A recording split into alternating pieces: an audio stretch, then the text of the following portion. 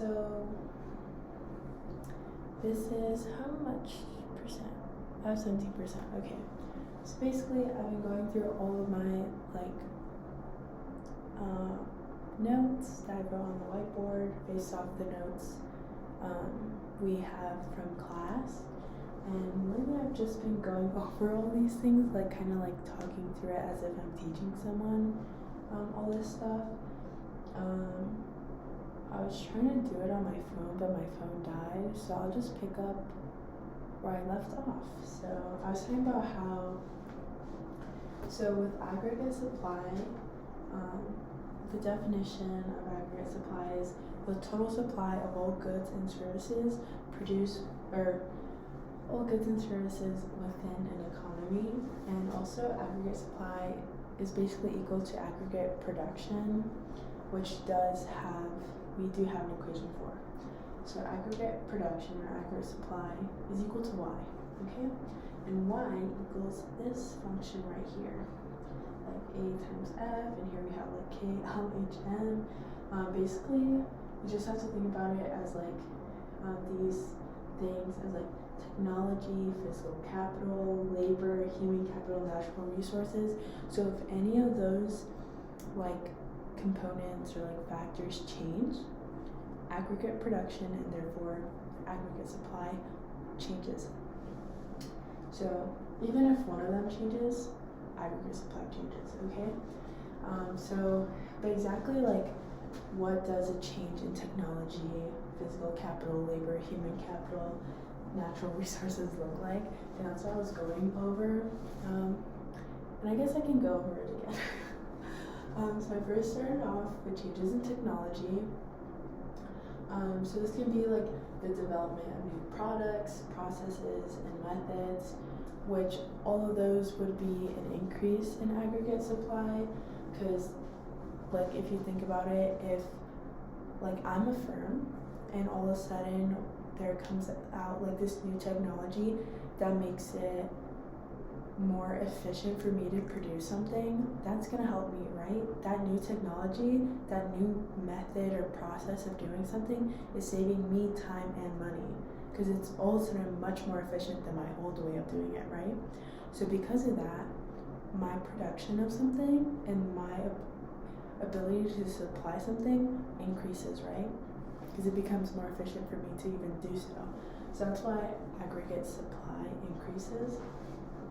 Also, changes in patent protection or enforcement also can be a change in technology, which can change aggregate supply. Because if you think about it, so patent protection, let's say I'm a firm and I'm kind of like in this world of tech, and I create a feature and I want to patent it. So I get ownership over this certain like feature essentially, and because of like this, it all of a sudden becomes like this benefit of me owning this thing. Because if anyone else takes it, I can take them to court, right? It's mine.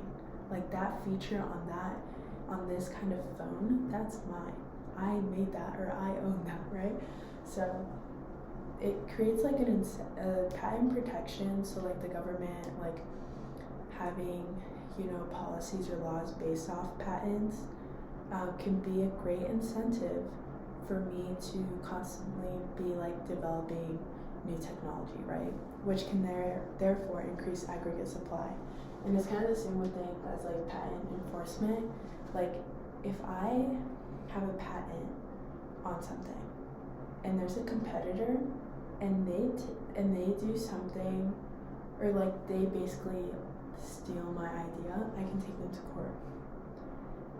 And I like that because all of a sudden it's like, you made that's wrong, I'm gonna take you to court, you're gonna owe me money, or something like that, right? So that can be, and we've actually seen that with like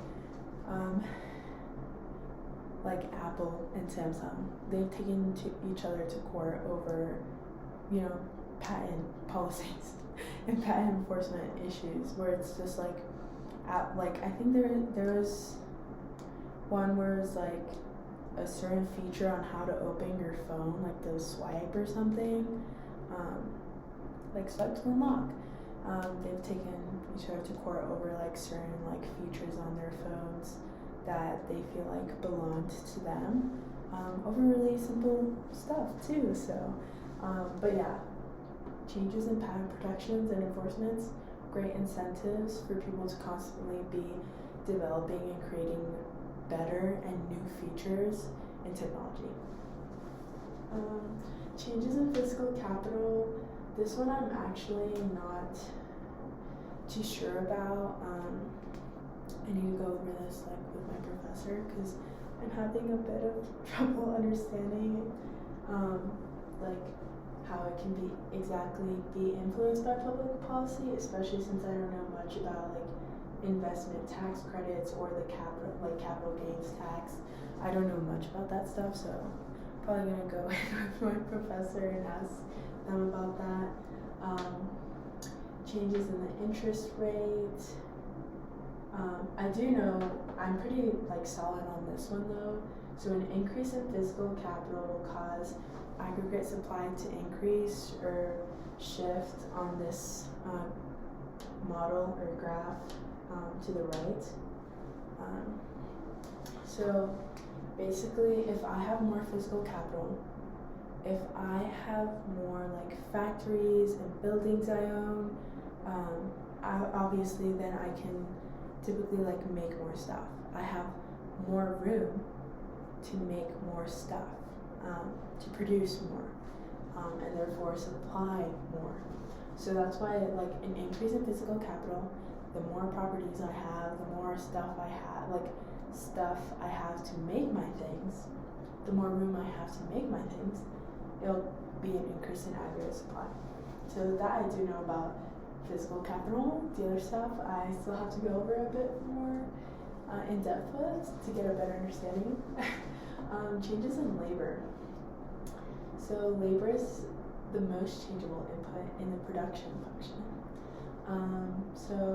And one way we can think about like labor, you can honestly think about it like the workers, right? I've worked, you've probably worked, so we'd be considered like laborers. And so like, what do changes in like labor kind of look like? Like, what could possibly be a change in labor? One thing we can look at is wages. So when wages can definitely change aggregate supply. So as wages increase, aggregate supply decreases. Because in the perspective as a like producer. So I'm a producer. I have to employ people to help me make stuff. Now all of a sudden wages increase. I have to pay my employees more. All of a sudden that means it becomes more expensive for me to produce, for me to supply, right? Because now I have to pay employees more. It becomes more expensive for me to run my business, my firm, right? So that's why when wages increase, aggregate supply decreases. And vice versa. When wages decrease, it becomes less expensive for me to run my deal. So aggregate supply would then increase with a decrease in wages. Also, obviously, availability of labor does affect aggregate supply. Because think about it. If I had like one person helping me run my business, my production or supply of that would go. Sorry, someone was passing by and I got nervous. So like, if I only have one person, obviously it kind of becomes harder for me to make as much stuff as I could, as I want, right? But if all of a sudden I get more employees, I can think like, oh yeah, we can make more stuff. I have more help, and therefore the ability to produce more.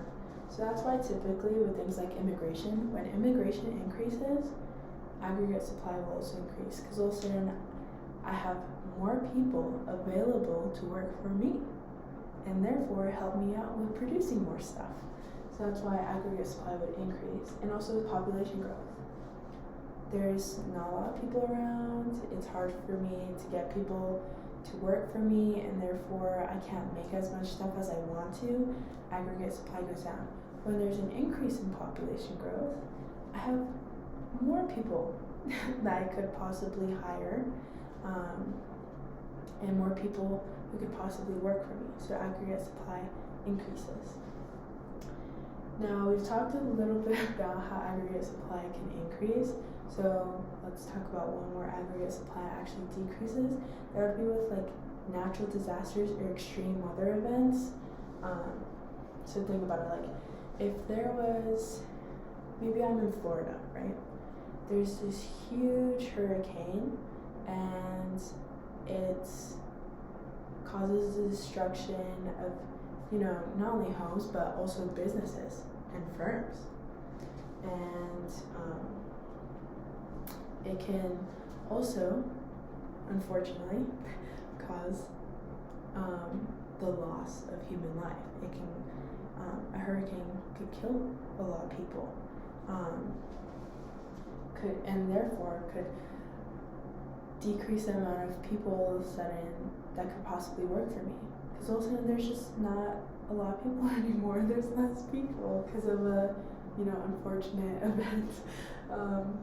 Kind of funny to talk about it in like an economic perspective, but essentially like the loss to human life and a physical capital, which would kind of go in with like physical capital, would be a decrease in aggregate supply. Because all of a sudden I had a factory and all of a sudden it got destroyed by this hurricane. All of a sudden I'm not producing as much anymore, so aggregate supply goes down. The same with like losses to human life. All of a sudden I've lost, employees because they unfortunately died in this awful natural disaster. They died because of the hurricane. I don't have those same people working for me, and therefore I don't have many employees working for me, not as much as before anyways, so aggregate supply also goes down. We also have changes in human capital. Now, changes in human capital actually take a bit more time to work through the economy, so it's not going to be like as quick of a shift as like labor is, or natural resources is, and we'll get into natural resources next. But so with human capital, it takes a bit much longer for it to get through, like work through the economy. There's people that walked by and they were looking at us. Okay. Policies affecting human capital development. So you can think about like, I typically think of it as like the care of people, like that's kind of one way I think about it. Because some examples of this, of like certain policies, is like if all of a sudden the cost of going to college, of attending colleges decreases, aggregate supply increases. Universal health care. That would increase aggregate supply. Basic nutrition policies, aggregate supply increases. Basically, the more we can help people, the more we can increase aggregate supply. And I typically think, I don't know, I have to ask about this also, exactly like why this happens, but so far in my head it's more like the more we can care for people, the more opportunities we can give people, the higher like value all of a sudden they get. Like the more the quality of life increases for them, and therefore they're able to be more efficient, more productive, just kind of have this better quality of life that helps them which can then increase aggregate supply. Because I also think about it, like these could also potentially be people that enter, the labor force. And obviously, like the better off they are, the more it can help with this, like the quality of employees we get, I guess. Not sure, I have to double check with that. We also had changes in natural resources as kind of like something that could shift that the aggregate supply curve. So obviously changes in price or availability of natural resources can cause a shift in aggregate supply. So like we've got a couple of examples. I don't know why I did this. Okay, so gas tax. When the price of gas increases for aggregate supply, all of a sudden it becomes more expensive for me, right? Because all of a sudden, for me to transfer like my goods and services, or like let's say I need certain like materials, right? I need certain materials to run my business, so I have to have those materials transported to me, right? I buy them from somewhere else. All of a sudden, a lot of times like semi-trucks, cars, maybe airplane, maybe like a ship, cargo, all of a sudden that becomes more expensive because gas got more expensive. So all of a sudden they're charging me more, right? Because they're like, well, we have to cover our gas expense, transportation for us to ship that material to you just increased. So that's like an increase in the cost of production for me, right? So that's why aggregate supply would decrease.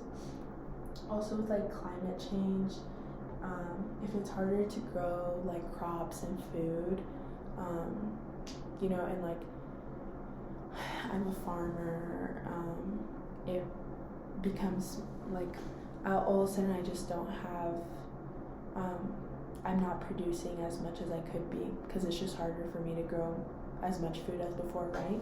So that's why with like climate change, these negative impacts on the environment, it becomes harder for me to grow food, to produce food for people to sell, to sell it. Aggregate supply would therefore decrease. Discovery of new or more natural resources would be an increase in aggregate supply. So we find new oil, right? We find like a new oil deposit, we can extract more oil, that increases aggregate supply.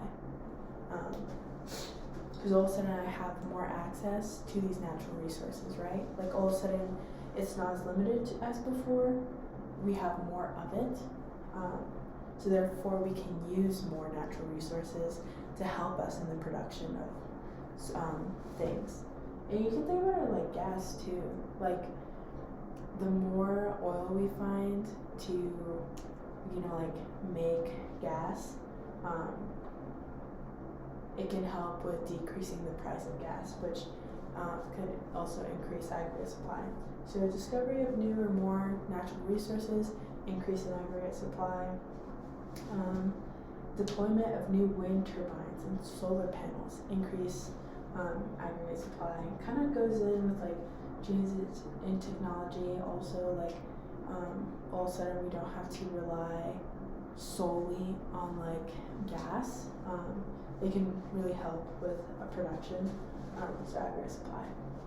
This is basically kind of all I have for aggregate supply. I guess we could also, since I kind of skipped it, I guess we can also go over like, so I went over the definition. Let's just go over one more time. Aggregate supply, the total supply of all goods and services within an economy. So a lot of the examples I gave with like changes in like different things that shift aggregate supply, I gave examples of like an individual firm or like an individual business, right? Like I was like, think of me as a farmer, but in reality, aggregate supply is like not just one firm or one business, or even two firms or two businesses producing goods and services. It's all of the goods and services produced by all these different firms and companies and businesses within an economy. So like within the US economy, there's a tons of businesses that produce goods and services, right? So that's what aggregate supply is, the total supply of all these things. And again, aggregate production is the same as aggregate supply, which is equal to Y, which consists of like all these factors, components.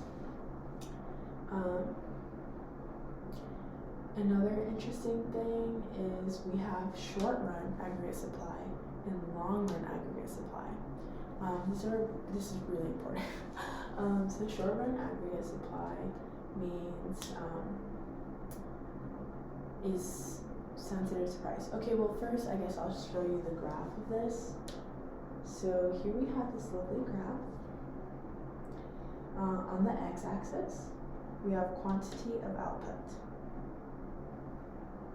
And on the y-axis, we have price level. So for short-run aggregate supply, it's upward sloping. So the higher the price level, the more quantity of output. So short-run aggregate supply is sensitive to price. That's why it's upward sloping, because with the price level, it does change the quantity of output.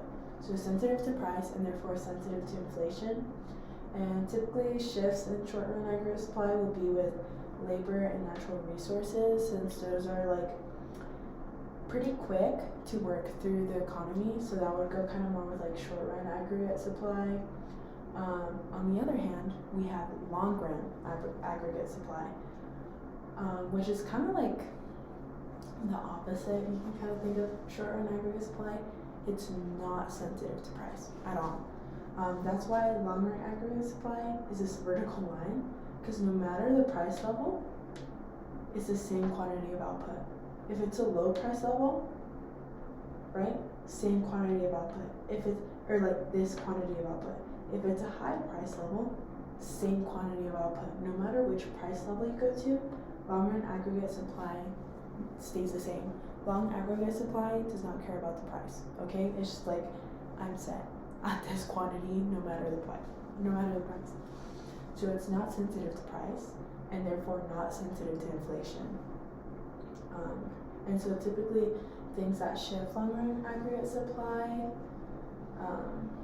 if it does shift, which is kind of hard, would be like physical capital, human capital, technology, which are sometimes like take more time to work through the economy, especially compared to like natural resources and labor, which are typically the most changeable and like the most quick to work through the economy. We also have, okay, so this is a graph, short-run aggregate supply. The higher the price level, the more quantity of output, positive correlation. So, yeah, upward sloping. Long-run aggregate supply, vertical line, insensitive to price level changes. It's going to be, no matter the price level, same quantity of output. And basically where long-run aggregate supply and short-run aggregate supply meet, that's going to be your potential GDP. There is more to this graph when we cover aggregate demand, which I probably should have done first, but yeah, it's okay. Well, I'll go over that tomorrow. We also have sticky prices. Sticky prices are just basically like prices that are slow to adjust to changing economic conditions. Especially, a great example is wages. So even when like there can be high inflation, it can still take a while for wages to catch up, and typically for good reason. If there's high inflation and we raise wages at the same rate, A lot of times we'll notice that sometimes that inflation will come down sooner than we expected it, and all of a sudden it's like, oh, we'll just bring wages back down. That's a lot harder to do, because what happens instead, a lot of people are really happy about wages increasing. Wages decreasing, on the other hand, people get very upset about. A lot of times it seems like people are typically more sensitive to wages decreasing, right? Because all of a sudden you're working, and inflation increases, and you want your wage increases, you're really happy. But all of a sudden, if prices go down, but then your wage decreases too, a lot of times you're like, you're gonna pay me 30% less, or you're gonna pay me less, I'm getting out of here. So a lot of times people end up quitting, and a lot of times people will get fired because all of a sudden it's well, we increased wages too fast, and now inflation went down. It's not as high as it was before, but we can't, we have to keep the wages higher, or else people will just start quitting. But in order to cover that, I guess we just have to start firing people. And then it's more like people get laid off, it's more laid off. We have to lay people off, because getting fired and getting laid off are two different things. Being laid off is more due to economic issues. So with that, it's more we can't pay all these people these high wages. We can only cover a few, so we're gonna have to let some people go. So that's why people take longer to adjust wages, which people typically take advantage of in short run aggregate supply, because all of a sudden it's well, there was this quick change in the economy, but we aren't sure how long this will last, so we're not gonna adjust the prices of these things just as fast as the other prices. So yeah, definitely sticky prices, taking advantage of in short run aggregate supply. But yeah, that's basically the gist of aggregate supply. Tomorrow I'll go over aggregate demand, which a lot of people really like. But yeah, aggregate supply definitely can take some more time and thought to get into. I'm not even sure you can read the whiteboard well. But yeah, this is all my work. Yeah. But I was gonna go over aggregate demand and aggregate supply, but both my computer's at 5%, my phone's already dead, so yeah, just gonna have to go over that for a different day. But I have a quiz on Friday, basically mostly over aggregate demand and aggregate supply, which is our module 9. And we have a couple stuff from our module 10 that will also be on the quiz, which we just kind of started getting into today. So yeah, I'll do this. I also have to go home. 7:31 p.m. and daylight savings already started, so it's getting dark. But yeah, that was aggregate. You could not see that well. I'm so sorry. Oh my god. Yeah, you cannot see my notes very well on my computer, but yeah, sorry about that. Yeah, this is how the graph looks though.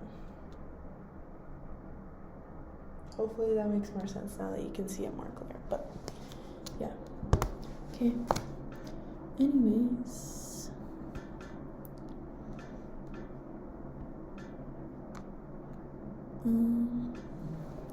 that'll be it.